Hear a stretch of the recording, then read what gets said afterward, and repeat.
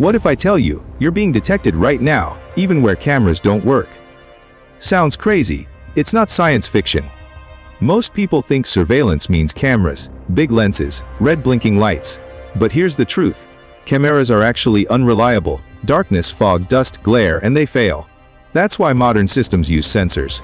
Ultrasonic sensors send sound waves. Radar sensors use radio waves. RF sensors detect signal changes. They don't need light. They don't care about color. They only care about physics. Your car detects obstacles before you react. Airports track movement without filming every corner.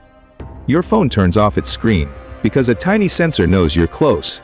All of this happens silently, instantly.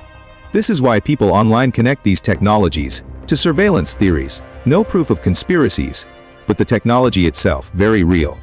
Once sensors replace cameras, visibility is no longer required. Sensors don't sleep, they don't blink. They work in darkness, fog, smoke, and dust. And that's exactly why industries prefer them. Because detection is more powerful than vision. Now imagine when AI connects all these sensors together. Not watching you, but knowing you're there. That's the future we're already living in. If this made you think, follow for part 2. Because cameras aren't the real story.